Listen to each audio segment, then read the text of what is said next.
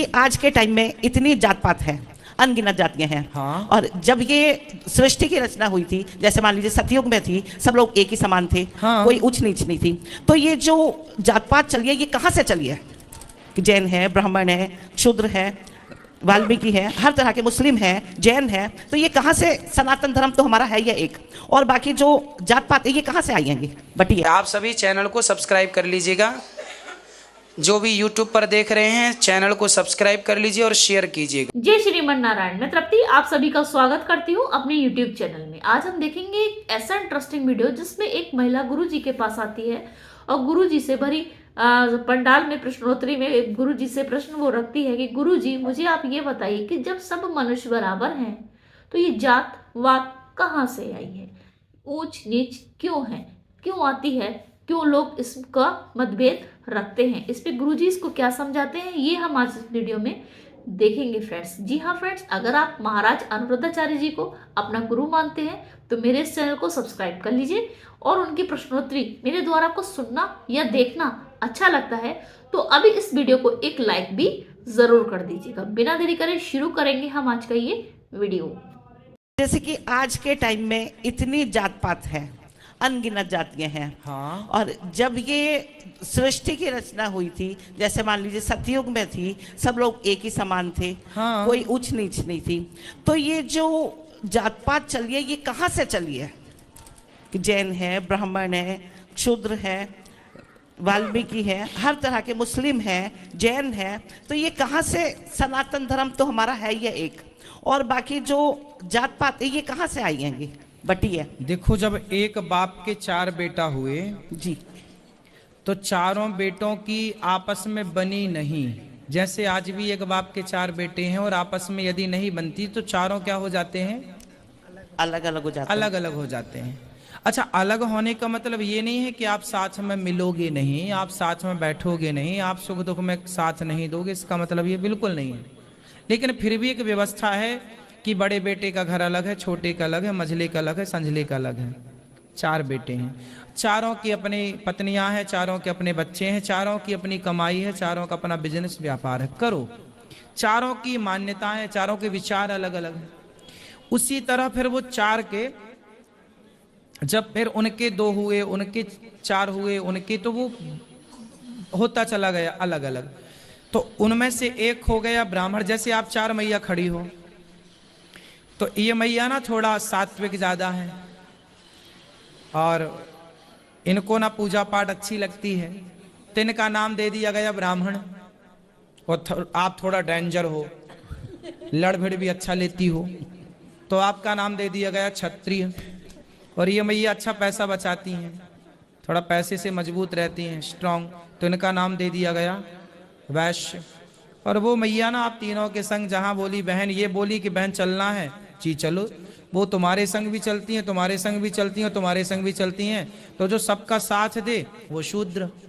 तो ये 4 जो जातियां हैं, ये 4 जातियां नहीं है, 4 व्यवस्थाएं बनी थी। फिर क्या हुआ, कुछ अज्ञान मूर्खों ने, जैसे अंग्रेजों ने आकर के क्या नारा दिया, फूट डालो शासन करो। अंग्रेजों ने हमारे, देखो आपका हमसे प्रेम है, लेकिन हमारे और आपके प्रेम में कुछ लोगों ने जहर घोल दिया, तो हमें आपसे लड़ा दिया। जैसे कैकेयी का राम जी से बहुत प्यार था, लेकिन मंथरा ने जहर घोल दिया। जैसे दुर्योधन का बहुत प्यार था कर्ण से, लेकिन दुर्योधन और कर्ण के बीच में भी कुछ लोगों ने जहर घोलने का प्रयास किया, वो नहीं घोल पाए, अलग विषय पर कोशिश की। उसी तरह के जीवन में कई लोग होते हैं जो आपके और हमारे बीच में जहर घोलते हैं, पति पत्नी के बीच में घोल देते हैं, भाई भाई के बीच में घोल देते हैं। उसी तरह अंग्रेजों ने आकर भारत में एक जहर घोला कि उन्होंने जाति से जातिवाद कर दिया। उन्होंने जातियों से क्या कर दिया? जातिवाद। जातिवाद कि अरे ये तो बड़ा बन रहा है, बड़ी जाति का, देखो तुम्हें छोटा बना रहा है। उस बड़े के पास बैठकर छोटे के प्रति नफरत भर दी, और छोटे के पास बैठकर बड़े के प्रति नफरत भर दी। तो दोनों फिर वो तो अलग हो गए, ये दोनों लड़ बैठे, अरे मैं बड़ा मैं बड़ा। इसके चक्कर में फिर इनके बच्चों ने लड़ते देखा तो उनको लगा भैया अपने को भी ऐसे ही लड़ना है। फिर उनके बच्चों ने देखा, फिर वो लड़ाई की परंपरा स्टार्ट हो गई, ऊंच नीच चालू हो गई। जबकि मूल में भगवान राम ने निषाद को गले लगा लिया, भगवान राम ने शबरी के बेर खाए।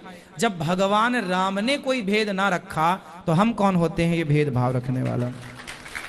तो मैया ये भेद जो समाज में बना है ये कुछ लोगों ने षड्यंत्र के तहत घुसाया है। अब हम लोगों की समझदारी है कि हम लोग इस भेदभाव को मिटाकर एक नए भारत का निर्माण करें और प्रेम पूर्वक रहें। यदि बड़ों ने कचरा फैलाया है तो हम साफ करें।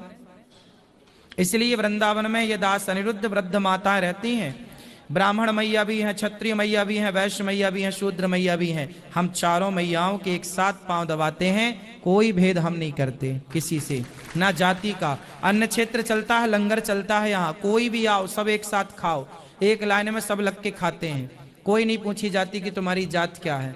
हम तो भेद मिटा रहे हैं, हम तो इस भेद को समाप्त कर रहे हैं। अब जिम्मेदारी प्रत्येक नागरिक की है, आप सबकी, कि ये भेद मिटाओ और सबको गले लगाओ। जातियां व्यवस्था के लिए बनाई गई थी, जातिवाद लड़ाने के लिए बनाया गया अंग्रेजों और मुगलों के द्वारा। समझ में आया जी, क्या समझ में आया? अच्छा बताओ, राधे राधे। बस ये बताओ क्या समझ में आया? समझ में यही आया कि हम एक दूसरे के प्रति हम स्नेह रखेंगे, अपने धर्म को जागरूक करेंगे। अब ये जिम्मेदारी हमारी है। देखो हमारे बाप दादा तो जो थे जातिवाद का रायता फैला के चले गए, अब ये रायता समेटने की जिम्मेदारी हमारी है, हम सबकी है कि हम आपस में लड़े ना और प्रेम मोहब्बत से भाई भाई की तरह रहें। अब उन्होंने तो रायता फैला ही दिया जातवाद का। अरे आपस में ना लड़ते, हमारे देश के राजा, एक राजा दूसरे राजे से लड़ गया, अंग्रेजों ने लड़ा दिया और फिर जो जीता उसको मार के अंग्रेजों ने हुकूमत कर ली। एक राजा को दूसरे राजे से लड़ाया कि नहीं? पृथ्वीराज चौहान और महाराणा प्रताप, हल्दी घाटी का जो युद्ध था उसमें महाराणा प्रताप के साथ केवल मुगल नहीं थे, भारत के क्षत्रिय राजाओं की कई सेना थी, कई टोलियां थी। हल्दी घाटी का युद्ध केवल महाराणा प्रताप और मुगलों से नहीं था, उस मुगल का साथ देने के लिए हिंदू राजा थे जो महाराणा प्रताप से लड़ रहे थे, जबकि महाराणा प्रताप का साथ देना चाहिए था। हाँ या ना? यस।